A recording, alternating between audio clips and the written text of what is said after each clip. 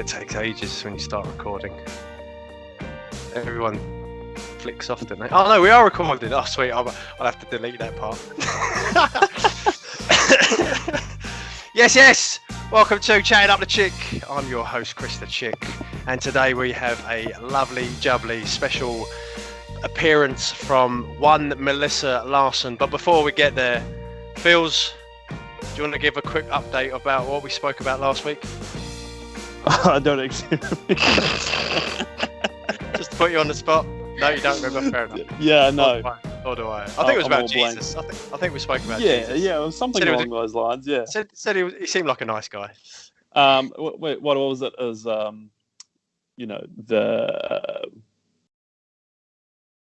what was the question? It was what's the rational, but not rational, but benefit of Jesus, right? Oh, maybe. I'm not sure. I don't know. I'm trying to remember the question. I'm trying to remember the question. No, exactly. we said who was Jesus and what does he mean? That's right. Yeah, that's the one. Kind of close. Yeah. But it was a very exciting podcast, and I get people to get excited about it. Go to YouTube, which you should be watching now, and go and listen to that episode because it was top notch by two angles. Anyway, we're going to continue our deconstruction this week from Christianity and the church and all that palaver. And we have Melissa Larson with us. Hello, Melissa. Hi. Lovely for you to join us for this conversation. Now, just to give some background, Melissa and I used to frequent a church here in Christchurch, New Zealand, many years ago. We used to be part of the worship band. Yes. That's where we met, wasn't it? That's right. Back in like 2013 or something. It was a long time ago.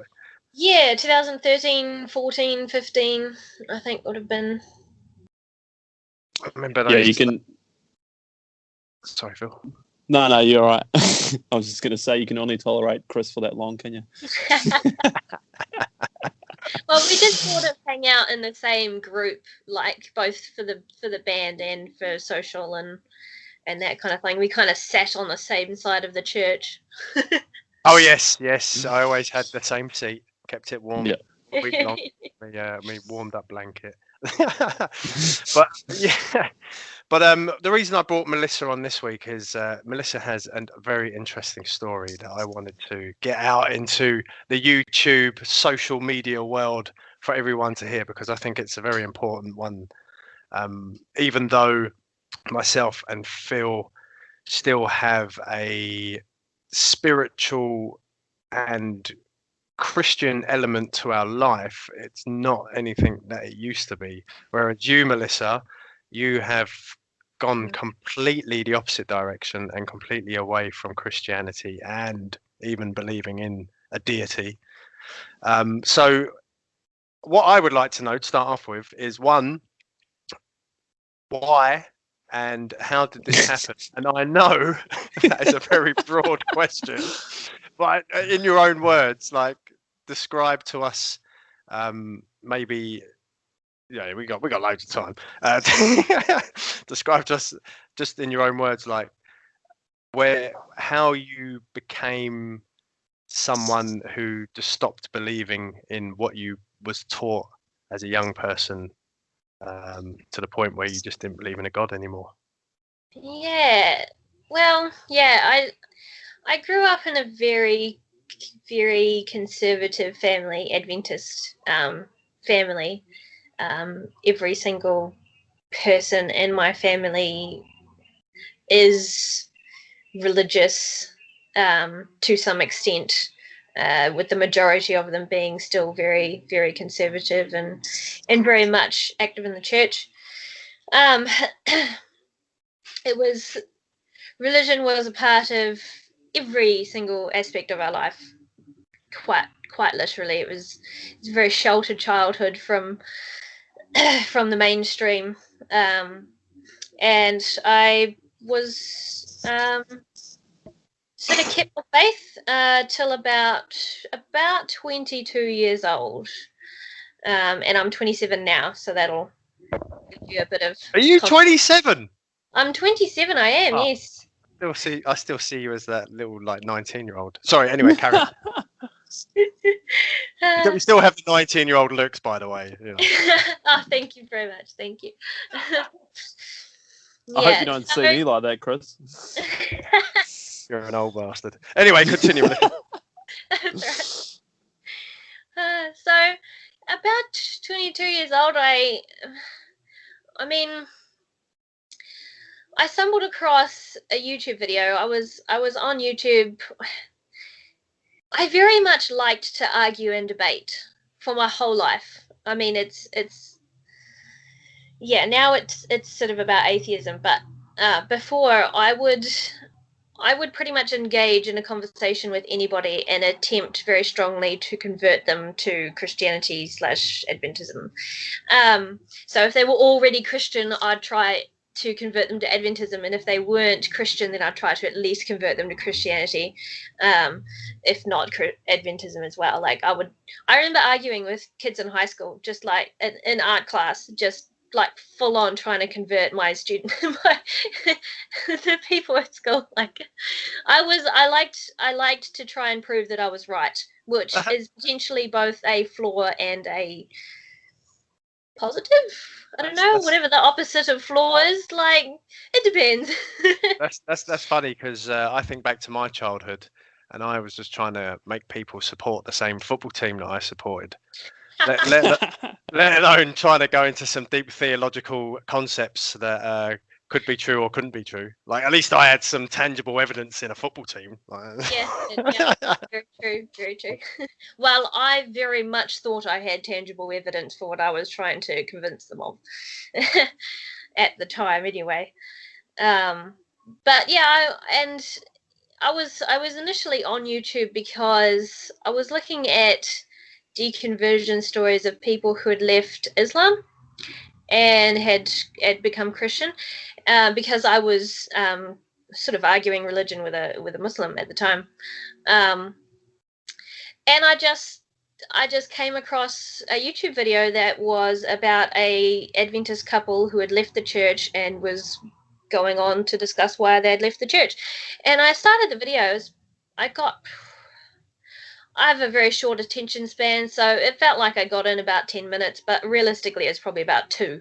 And I got bored because they hadn't gotten to the point yet, and I was like, this is pretty useless. So well, you've got 2 minutes to get to the point now. We're almost 10. Yeah, I was like, I mean, I didn't have much hope for the video. I was like, this is going to be ridiculous. It's not going to contain anything good. Like, there's no good reasons to leave the church. I don't know what these people are on about. So I was already going in with biases. But I scrolled the comment section and I came across a comment, and it was a very, very, very long comment. And someone had put in there all of the issues with Ellen White. And I was like, I sort of scanned it a little bit, and I was like, I bet most of these are bull. Are we allowed to swear on here? Oh, go for your guns. I'll just bleep you out with some farting or something. I was like, I'm pretty sure most of this is bullshit, but I am diligent, and I thought to myself, I'll copy and paste this comment and I will go through, because it was very long. It was very long. And I will go through and I will look up all of these and I will just see how accurate or not accurate they are. So I did that. And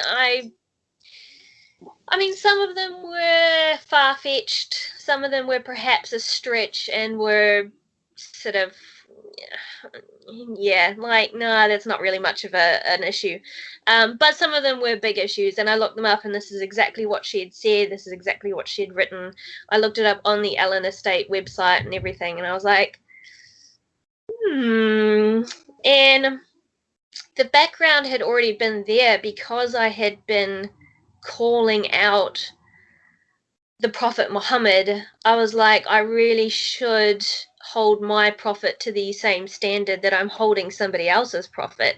I can't be seen to take issue with someone else and not take issue with this just because it's my profit. Oh yes, the implicit biasness. Yeah, exactly. I didn't want that to be the case with me. So, it kind of stunned me for a bit. I was like, but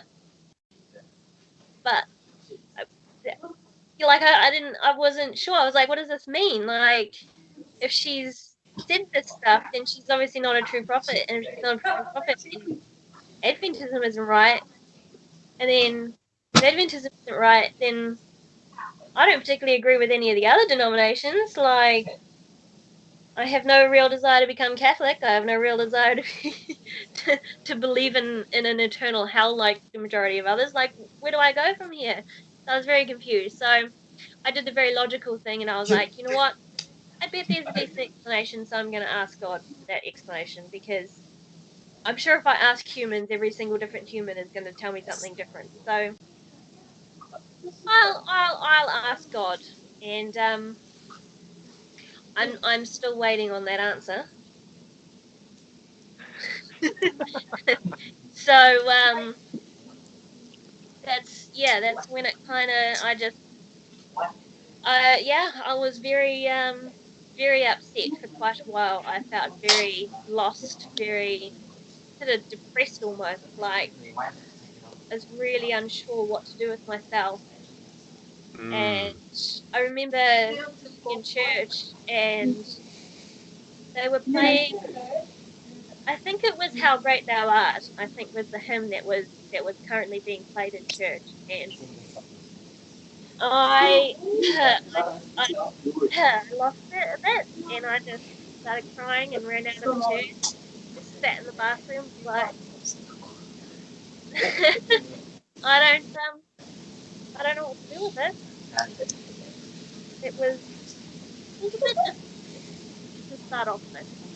Yeah. No, I can sympathise because I went through stages of just sheer frustration to the point where like I could feel my body like starting to shake, and I'd find myself sitting in services, and I'd be listening to what's being said, and I'd just be there with like a wide mouth, just kind of gawping, thinking, do you even hear yourself? Like, do you even hear what you're actually saying? Like, Yeah. it's just I can't give any specific examples right now, but it was certainly just kind of things that were being said were very destructive, but they weren't destructive in the sense of like if I turned around to someone and said, "Ah, you're ugly," like that's just blatant destructive behavior towards someone. This was more things that were being said, like you guys know this, like when people talk about like sin, like they always turn around and always point the finger of saying, yeah, you're all terrible people, like that's the general gist of it. You're all terrible people. I'm a terrible person too. And I'm kind of sitting there thinking, actually no, I don't think you're a terrible person. I don't think I'm a terrible person. And it was that kind of those were the moments where I started to really second guess like how everyone perceived life in general as a Christian. And like I say all the time on these podcasts, it's not the majority of Christians, but it's certainly there's a very small percentage who I believe have the right mindset that is very life-giving. And whether you believe in a god or not, that to me that doesn't matter. Like I couldn't care less. Like, like if someone says to me, do you believe in God, my first question is like, well, what do you mean? Like everyone, like Mahatma Gandhi, one of my heroes, made a very true statement in saying, well, how many gods are there? Well, it depends on how many people are on the planet at that time. Like everyone has their own belief in what they think is right and stuff like that, so you already deciphered your own ideology through that. Yeah, so I can totally sympathize like with that, just that real dark moment of just not understanding what's going on and trying to fight through those raw emotions. But anyway, sorry, I just interrupted and went on a tangent. So, why, Chris. Yeah, I'm sorry, Phil. I'm sorry.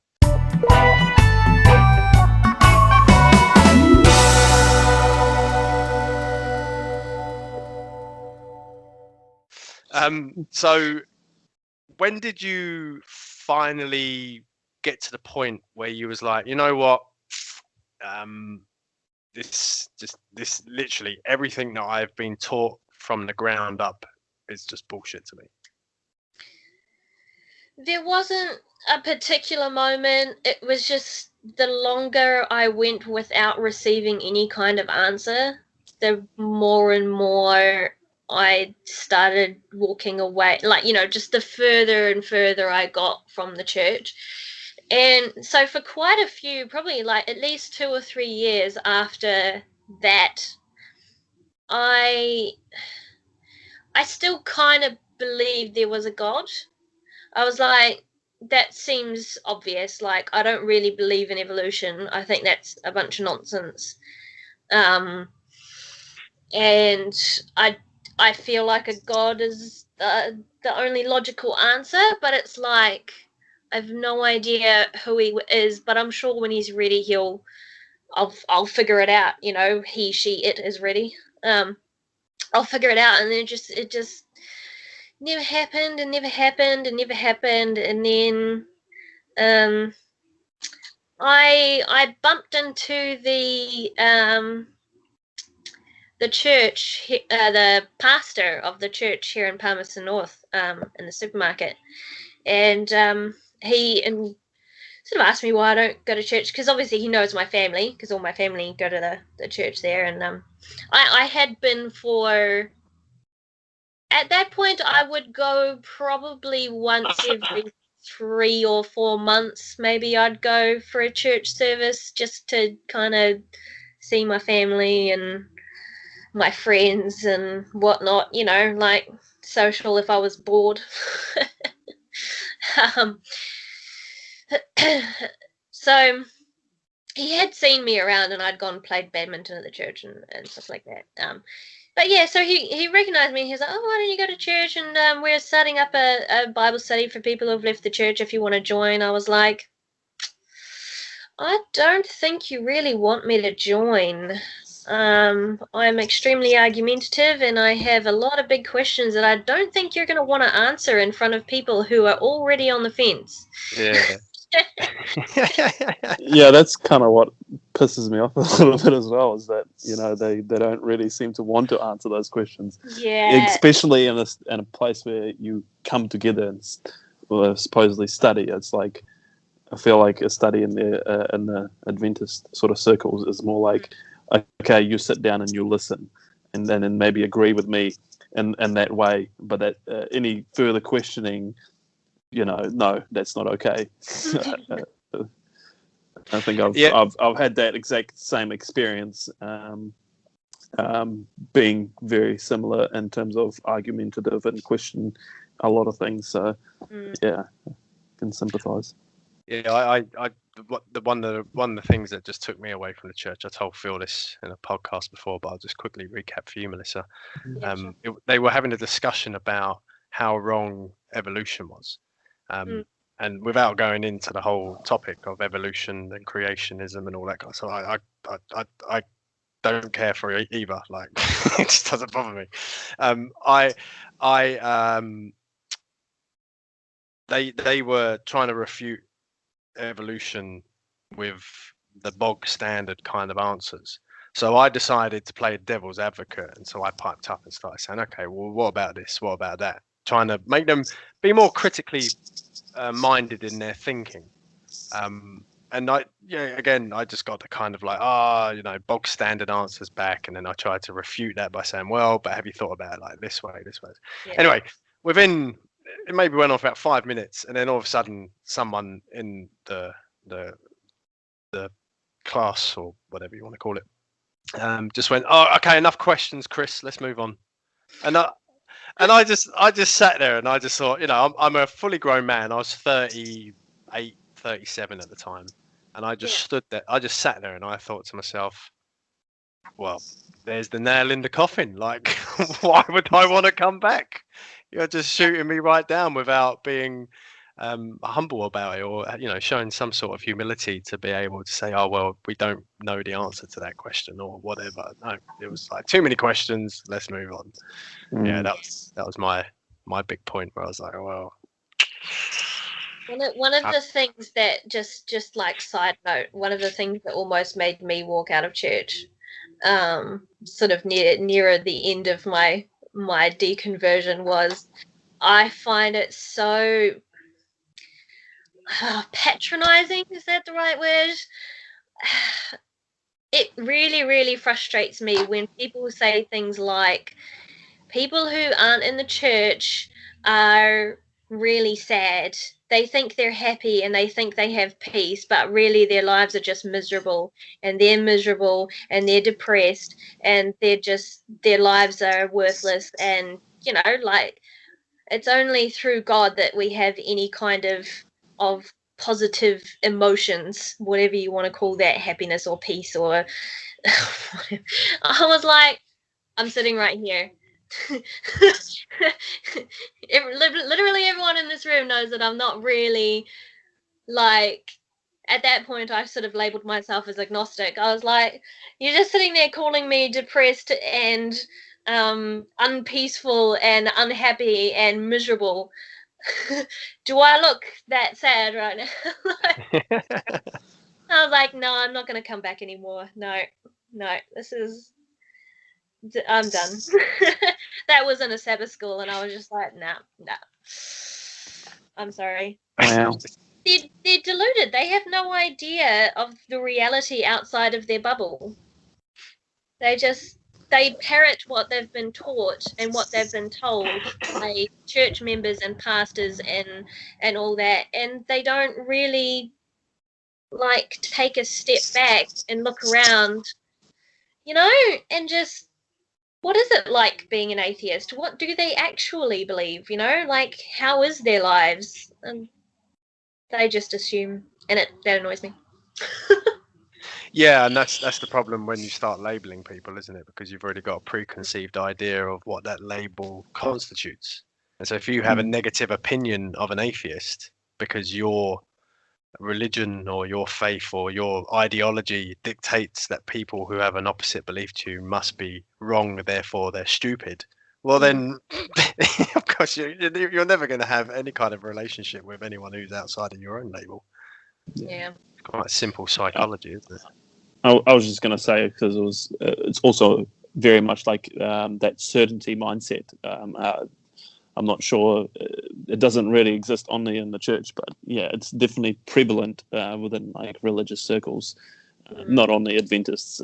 I've been into other churches, and they all have a very certainty sort of mindset, and I think the pitfall of that is very much that you start saying things exactly like that, where you start minimizing other people and saying that they're not happy, or they don't know anything, or they're dumb, or this, that, the other. And when you like you said, you just take a step back and you start realizing that, hang on, maybe there is some other reality, or maybe there is, I don't have all the answers here, and or maybe this doesn't really make that much sense, and you know what, it's okay not to know everything. There's no issue in that. It's part of human experience here on earth. It's, you're not going to die because of it. You're going to die because you lack knowledge. Wait, hey, you may be stuck in the wilderness and you need to have the survival skills. If you lack knowledge, then you will die. Well, I mean, if anything, like, the knowledge should teach you that you don't know everything. It should be a humbling experience rather than a egotistical experience. Where obviously within the religious circles, and it also happens outside of religious circles as well. I think it's more of a human condition that we just like to know things and be proud of that fact and rule over people with our big and powerful knowledge. Essentially, it's minimizing to others. Essentially, remember when life was so simple? When you didn't know much. Just towed the party line. Yes, Yeah. sir. Yes, sir. Yes, sir. Yes, sir. Yeah, I mean, I think it's a form of ignorance, really. But yeah. So, Melissa, I've got another question for you because you are our main target for conversation. Like I said, Phils and I normally talk a lot of rubbish, so it's nice to hear another voice. yeah. So, where are you now? So, what's your core belief system now, or if doesn't have to be a belief system, obviously, but you know, what constitutes Melissa? I'm an atheist. So, what does that mean to you? Sorry. I do not believe that there is any supernatural power at all. Right. So how does that govern, like, how has your life changed in terms of how that governs your life from like a day-to-day basis? Or Well,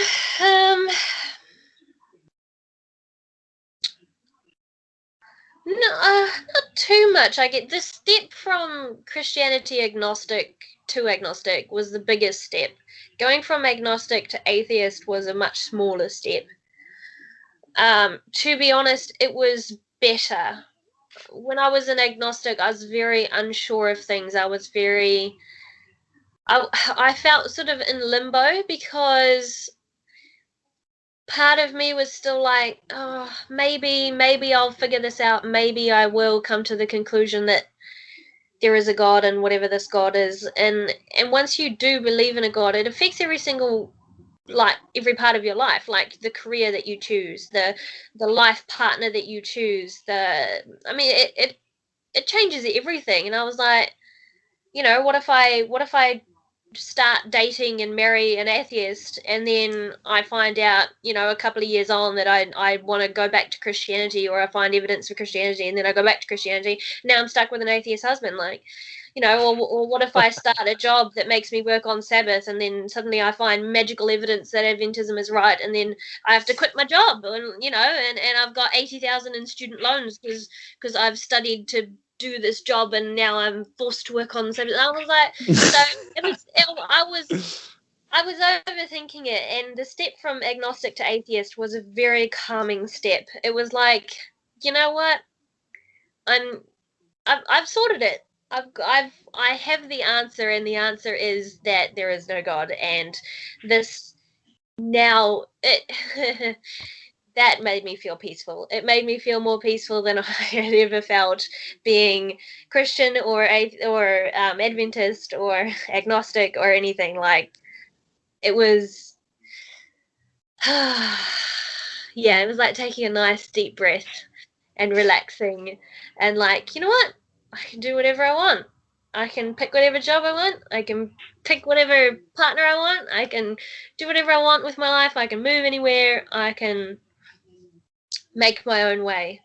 So that's kind of how it affected my life. It made me feel really good. oh, I was looking forward to some more existential crises. Crises? Crises, No, that's right. Yeah, crises. not with that step. No. So I've got enough of them. yeah, no, it sounds like it.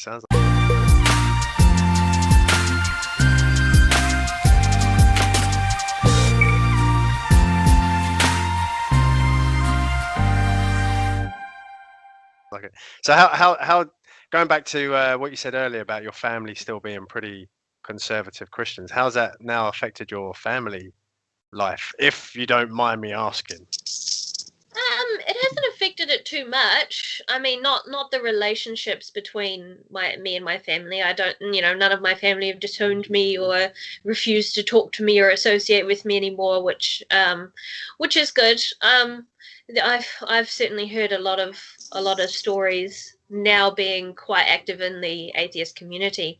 I've heard a lot of horrific stories of family who just won't talk to kids anymore, or people who have left the church, people being shunned, children sort of being emotionally and financially blackmailed by parents to go to church. You know, like, if you don't keep coming to church with us, we will not give you your college fund, you know, or we will kick you out. And these people are 16, 17, you know, like they Wow.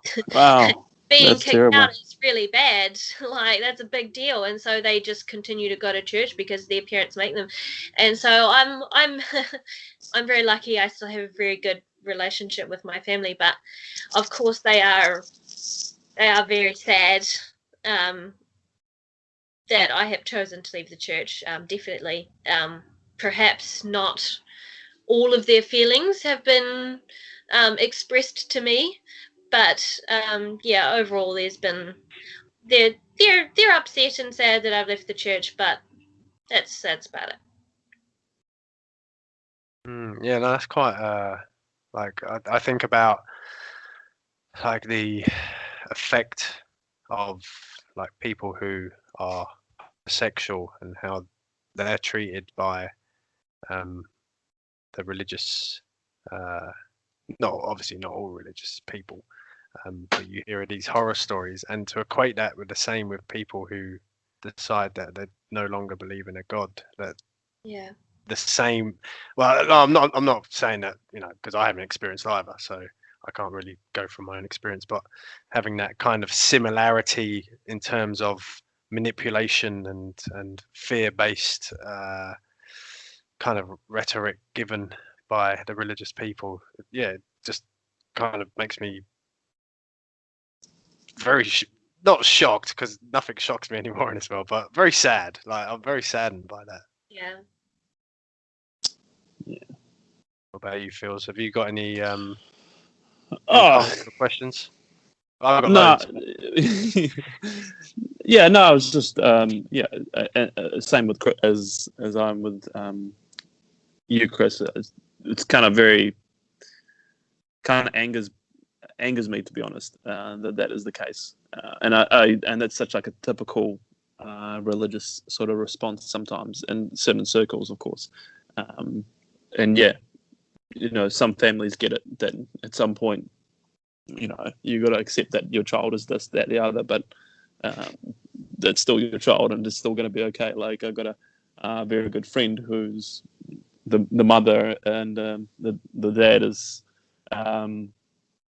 well, I wouldn't say quite religious, but reasonably religious. But their son is gay, and so but they've, you know, their family life is absolutely amazing, even though they don't really believe in the same things. And I think that's like some aspect of Christianity or religious circles where that is just missing. Is, you know, there's this precinct basically based on a few areas of you know, a misinterpreted scripture or a reading of a certain, you know, passage, and suddenly people hang all sorts of judgments on others because of a place where something was written. You know, end of the day, it was, oh man, it's quite frustrating that people would go to that length just for something that was written in a freaking book. Yeah, yeah. But yeah, no, very much in the same boat. I had an awesome question. Oh, that was right. So, is there any like Christian elements of your life that you still kind of keep, or is it completely gone? Because obviously, like, She's from growing my horns, Chris. yeah, from my perspective, like, I don't want to get into a debate of, you know, historis, like whether it's true or, but from my perspective, like, as challenging as some things that have been written down that supposedly Jesus said, there are some things that I will never let go of that he said. For instance, you know, just the concept of enemy love is an ethic that I will hold dear to myself till the day I die, because I feel that kind of ethic is something that can change the world for the better. Is there anything similar that you still hold on to in terms of? Well, I mean, it is a concept that, like, love your enemy. Yeah, I mean, it was written in the Bible. I'm not sure if, like, Christianity / Jesus can monopolize that and No, say of course sort not. of, Of course not. we invented that. Um, No. But what I'm saying is that again, like, well, everything that Jesus said was from his Jewish tradition anyway. It's not even Christian. Like, Christian's a concept that was invented by people in the 3rd, 4th century. But in terms of, like, we all come from a certain lineage. Yeah. Like, if I was born into a Muslim household, but I left Islam, I'm sure there's things about Islam that I would have held on to because I know that they have good things about them that create a more prosperous, more peaceful, more less violent kind of world, even though there are issues with Islam in itself. Same with Hinduism, same with Taoism, same with Buddhism. Is there anything within Christianity that you would still hold on to? Oh, I mean, if I really dissected it, I mean, there's certain positive teachings, but I mean, I'm not sure if I would say that's a piece of Christianity that I'm holding on to, though. Like, I Oh, no, also no. believe in certain, like, pretty much everything that's positive. I would definitely like continue. I mean, I'm not I am a godless heathen, but I am. I'm not going to go around suddenly murdering people and stealing things and like I'm a secular humanist. I definitely believe that we should be kind to all humans and and I feel like, to be honest, that idea of unity and supporting all humans is in itself anti-Christian, because I mean, come out of her, my people, come out of Babylon. I mean, you're already separating the sheep from the goats. The entire world is goats and we're all sheep, and so the idea that we should look after the goats I mean, sometimes goes against people in the church, other than, if they're a goat and they're really, really thirsty, sure, I might give them a drink, like, but you're not going to. There's still that certain part. Like, when I was a kid, I wasn't allowed to have friends that were not in the church. My family very much filtered out the kind of people that I was allowed to hang out with. Oh, okay. And I never had childhood friends that weren't in the church.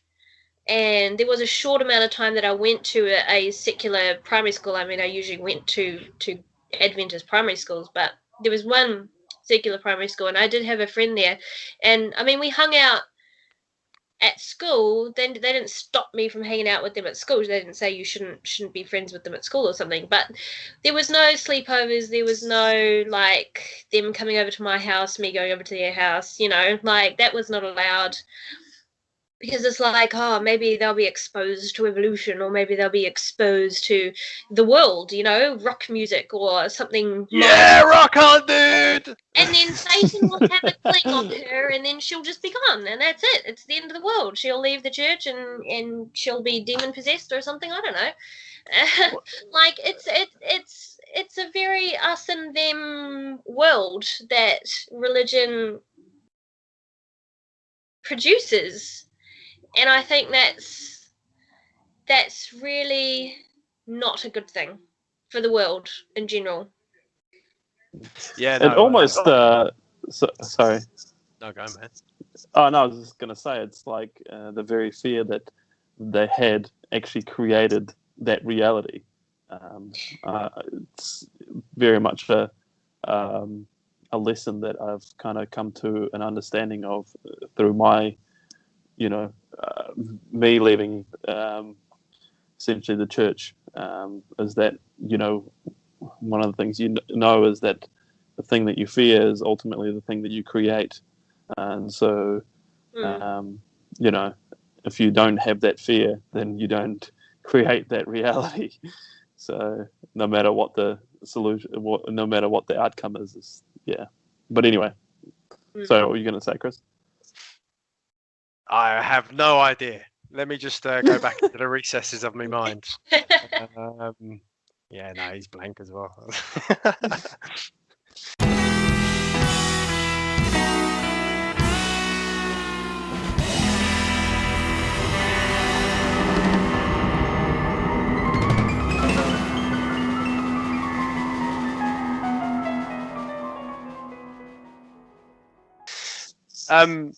No, so I'm interested in now asking you a question about where's your life going now? Like what gets you up in the morning? What excites you? Don't get too excited. Yeah. Coffee? Yeah, coffee's a pretty big draw to get out of bed. No, I'm pretty happy.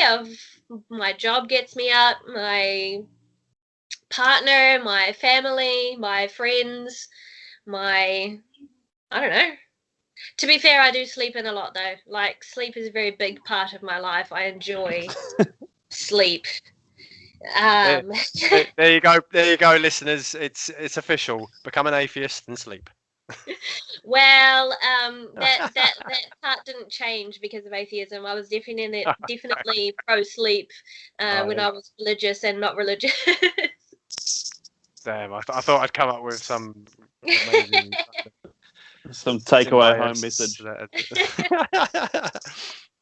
Yeah, but no, I'm pretty happy where I am. I'm pretty happy with what I believe in. As I say, I'm pretty active and interested in the atheist community. There's not too much of it here in New Zealand because it's very mainstream.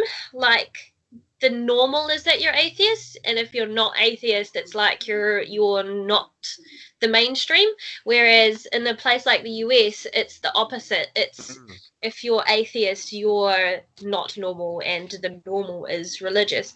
And so in the US, there's quite a big atheist community, and they're doing a lot of work over there to try and help people who are coming out of the church and trying to encourage separation of church and state over there. Which I grew up believing was important, you know, even with even in Adventism, we're always like, yeah, separation of church and state. We don't want the Sunday law coming into effect, and then so many Adventists vote for people like Trump, so that was confusing. But wow, yeah. So well, Ben Carson did get in as one of his right hand men, didn't he? And I just kind of thought to myself, oh my, what the. And people are like, oh, this is the greatest thing ever. I'm like, no, it's not. The guy's a complete, lunatic. Well, yeah, it's some interesting concepts, that guy. Yeah, it is quite interesting. So, I listen to a lot of atheist podcasts, and and to be honest, I will wake up in the morning and I will put on one of those and just lie there and listen to it and wake up and get out of bed after like an hour and just just chill out. I find that's really like, it took me 3 years to kind of walk away from the church, and then this last year I've just probably it took me about 6 months to go from agnostic to atheist. Like as soon as I found that atheist community in the US, I was like, this is what I've been looking for. Like all of these answers and all of this information that they're providing me, this is what I've been after. Like it was kind of the answers that fell into my lap. It wasn't given to me by God, but it was certainly some answers that fell into my lap that helped me make sense of so many things. And so now I do believe in evolution, and I don't believe that Jesus ever existed, and I mean, there's a lot of things. It's just the evidence is there, and I've always been a very science-based person. Even in the church, I very much love science, which is weird because I was anti-evolution, but I was very much like pro-vaccines, and I was very much, like all this, I don't know, organic and non-GMO, and I was like, that's a bunch of nonsense, and I was like, the science doesn't support it. So now that there was like peer-reviewed studies that prove these things, or statistics that prove things, and I was like, it's proof, it's answers, and yeah, it was a very quick transition from agnostic to atheist. I was like, I have answers now. It's very good. No, cool, man. I'm glad you found your happy place. Yeah, I have. Yeah, no, it's good. I'm I'm at a place now where again I don't need to explain myself. I don't feel like I need to tell people what I believe or whether I'm part of this or part of that or label myself as anything. You probably shouldn't have a podcast then. Well, that's it's more. I enjoy doing this because it's just a good opportunity just to have a discussion like about things. But Like if you don't discuss why you believe or something or what you believe, yeah, well, it sort of makes the world go round, doesn't it? It's I like to think when you bring opposing views or even doesn't to what degree it doesn't matter, but if you bring opposing views, and it's more about how do people interact that's important. It's not about the views in my mind. It's just about how you interact. Like, can Yeah. you have a civil conversation with someone who has an opposing view to you, and have a good and build a relationship out of it? yeah. That's what I'm more interested in. That's why I was so keen to get you on, because I'm not an atheist, but I'm certainly not a theist at the same time. In the like orthodox sense that we've been taught as quote unquote Adventists, and I'm quite happy to just be in that nowhere place. I'm quite settled there, where I don't have any answers. That's where I struggled. I didn't like the nowhere place. No, see, I'm more happy here. I'm happy in this place to be like, you know what, I don't know, and I'm happy about that. Like, because I feel free now. I'm like, I don't have an answer. It's great, woohoo! Yeah, that's where I feel good. And look, I also think that the fact that when you're an Adventist, you kind of get taught a very rigid sort of set of beliefs, and then like you were, early on, very argumentative and very, I could relate to that as well as part of my personality, I guess, is when I adopted the Christian belief is that, you start to want everybody to believe that, and you kind of force that upon others. And I think that's just a runoff from that to the reason why we potentially do these sorts of podcasts or talk about these sorts of things, other than, the fact that we potentially just maybe need to vent to somebody or just talk about these sorts of things in a way we just don't use names. We and paint pictures of people. and it's very and it's kind of nice to hear someone who has been in a similar position and is what is their thought pattern now, like, because after like you potentially could have been 2 years ago, you seem to not like the place where you're not in the known, and for me and Chris, I feel like it's like we're kind of transitioning in a way that is we're doing it in a way that is together, I guess, where you kind of were in a spot where you potentially maybe are by yourself, so you weren't really reassured whether is it okay to not know or to know, or this, that, the other, and I guess that's just the journey that each of us take, but some of us get a chance. But yeah, I don't know. I feel like that's the reason why we potentially just come on here and talk shit. Oh, sorry, I didn't fart enough. Oh, hilarious.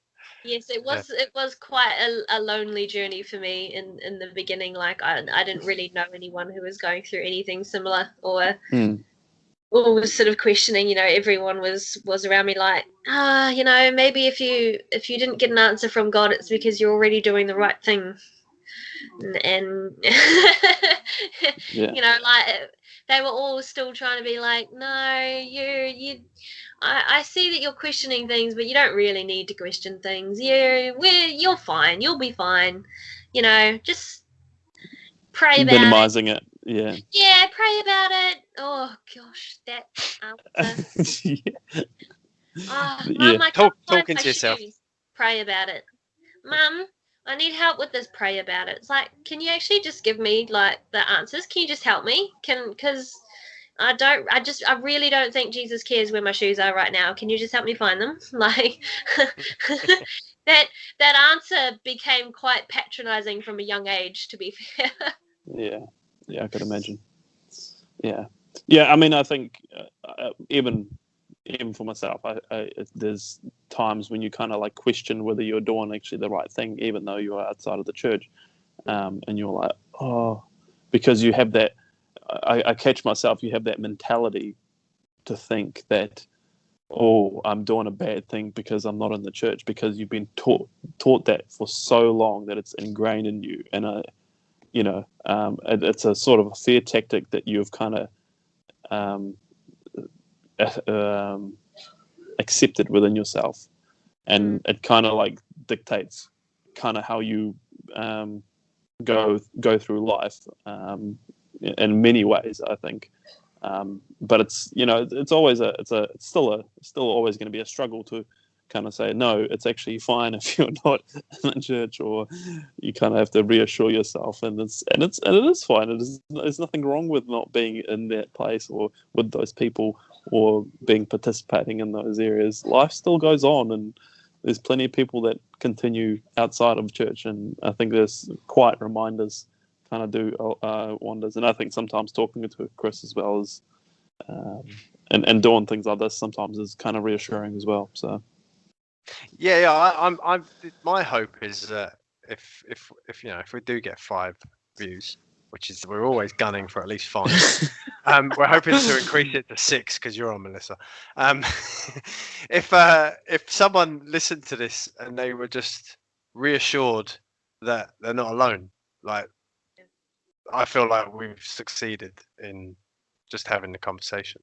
Like, I'd hate to think that there's someone out there who is struggling with what to believe but has no outlet and has no one to talk to. Like, that's a scary place. And I'd hate that for anyone. And the great thing about there's a lot of people around the world who are in that position.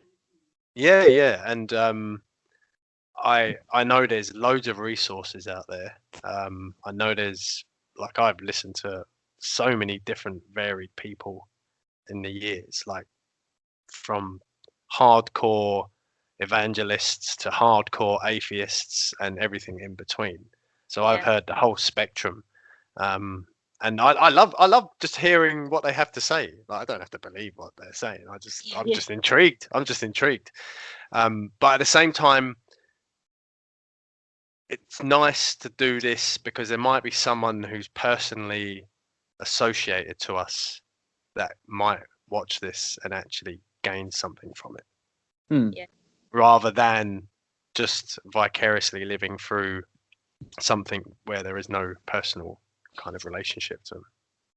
Yeah, I think the biggest thing is that as long as your beliefs don't hurt other people, you can believe whatever you want. Yeah, and that was always frowned upon, wasn't it, in the church? Are you saying that it's all selective and subjective to the person, and that there is no objective standard? Yes, that's what I'm saying. Yeah. No, I agree. Well, I think there is somewhat of an objective standard. Well, it depends on the context, doesn't it? Yeah, I don't think that objective standard is handed down by a man in the sky. Who is this man you Yeah. talk of? He, she, it. Well, it's certainly experimental, isn't it? The human existence has been very experimental. Yeah. And the worst thing about humans is that we don't learn from our experience. Well, we don't learn from the people before us. Objective morality standards, but we're still evolving that. Yeah, and a good place to start is, hey, believe what you want. Just don't force yourself upon other people who don't want to be forced upon, and don't hurt anyone with what you're believing. Yeah, but I think a lot of people don't realize that they are causing harm. Like, they think that as long as they're not physically stabbing people in the street, then they're fine. Like, their beliefs aren't hurting other people. But realistically, there's a lot of harm that they just don't see because, firstly, they're not looking. But secondly, they just, I mean, how can a belief in God hurt other people? But then when you look into it, it's like, oh, wow, that really is. I mean, when you look at all the most religious countries compared to the most secular countries, the most secular countries are always so much more well off. And it's just little things like how people vote and, how people treat each other and acceptance of things like the LGBT community and stuff like that. Like, you might not think you're harming people, but like indirectly you really are. Yeah. Because just not seeing it. Yeah, the lack of self-awareness. It's like the people who stand outside hospitals against abortion. And look, I totally understand why they're there, and I understand because of their presupposition, they feel like they're doing something good, and I totally understand that. But when you've got a woman who's fearing for her life anyway, and fear overcoming just her future, and she walks past people calling her a murderer, it's like, man, do you not see what's wrong with that picture? It's like there's other ways. If you like, without getting into the whole abortion debate, like, if you really want to help someone, if you really want to stop abortions, there is another way of doing it where you can be of genuine help. Genuine help, not just standing there on a picket line saying you're a murderer and thinking to yourself, I'm justified now because I've done my work for God. But it's like funny in the US, like some of the most conservative and most religious states are always the ones with the highest abortion rates, because that fear of, oh no, my sin is going to be exposed to the church, so they have an abortion to hide the sin. People I remember being absolutely terrified of becoming pregnant, like when I was in the church, just terrified. I was like, what if it happens, and like, that in that kind of a situation, like, you can't control teenagers by just saying, hey, you shouldn't have sex because like, it's not gonna stop sinning. People are gonna do it, and unless you actually give them proper like education and not just, hey, don't have sex, Jesus is watching, and then people pray for it. Well, for sex or for no. And those are the states with the highest abortion rates, so it's like, yeah, it's a mess. Well, America's just a case study in itself, isn't it? It is. Yeah. I think I don't think again. I'm kind of not I don't think it's only a religious sort of mindset. I think you see that in humanity itself. Like, whatever thing we pick up, essentially, we kind of tend to be such soldiers for it.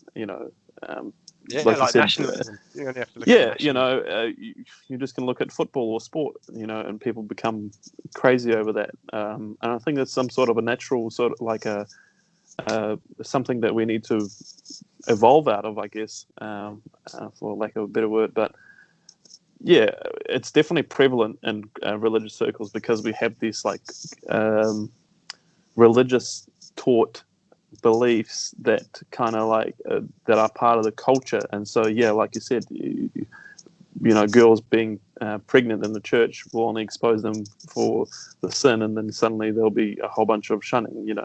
My mum's actually been through that where mum and her and my dad was a pastors, and my dad cheated on her and gave her STDs and blah blah. And anyway, so there was heaps of shunning from the church at that point, because they were looked upon as pastors and they shouldn't be doing that and blah blah. And obviously that was a terrible thing of him, but end of the day, it's like that's just part of humans' experience, I guess, and whatever the situation, it should be treated a lot more cautiously. And I think the lack of understanding of other people's situation is like prevalent, very much prevalent in religious circles, but also outside of religious circles. I could say, how often do we walk past another or make a judgment of another without ever thinking, why am I thinking like this of this person, without no real other knowledge about him or her, whether they're gay or whether they're going for abortion or whether they're doing this, that, the other. It's I think it's a bit ridiculous. You've actually, without, because I know we've just like gone over an hour, we're gonna have to make this into a 3-part special. You just picked upon something that's like just resonated with me since becoming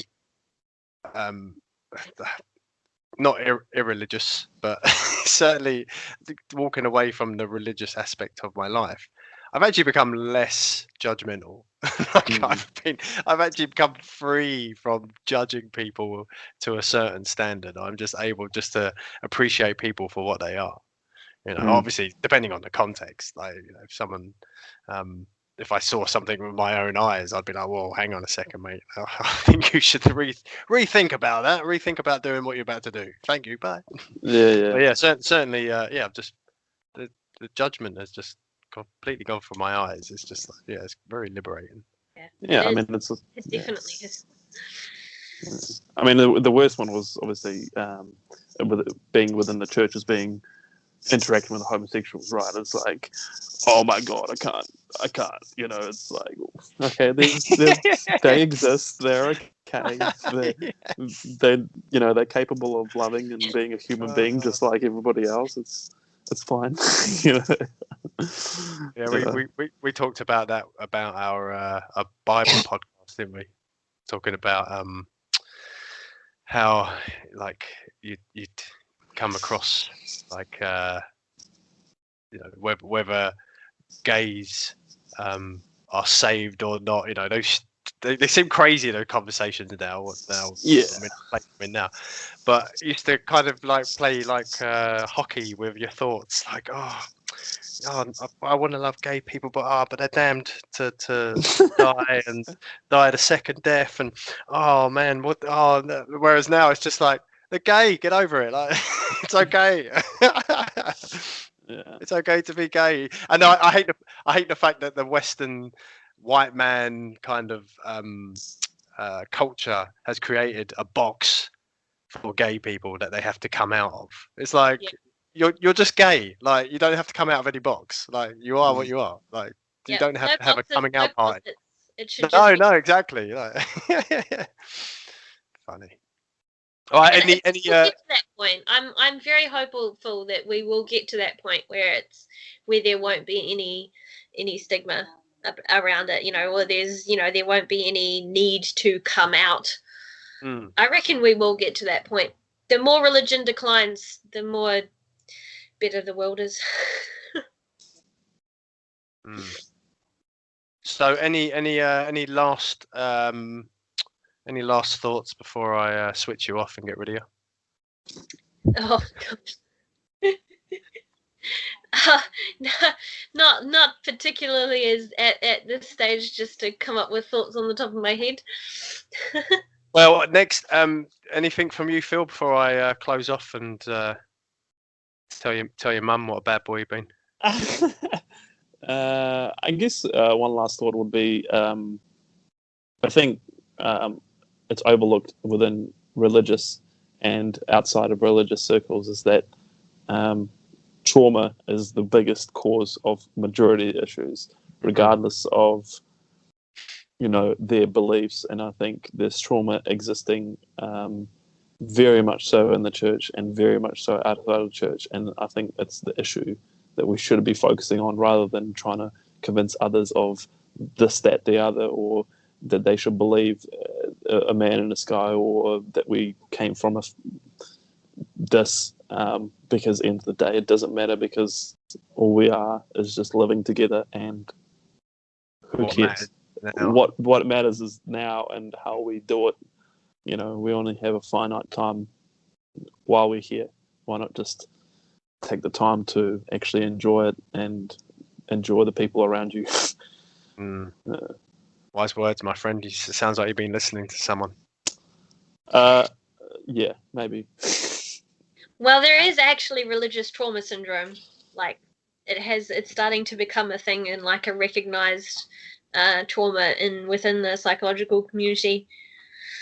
Yeah, I can believe that. That goes without saying. Like, I've seen young people literally crying to me when I was doing like youth work over some of their beliefs, and I was just like, dude, honestly, if a belief makes you that fearful and makes you as upset as you are in front of me, just toss it to one side. Honestly, it's not worth having. Like, if it puts you into that state, it's like, yeah, no. So it's definitely a thing. It's definitely unless it's loving your enemy.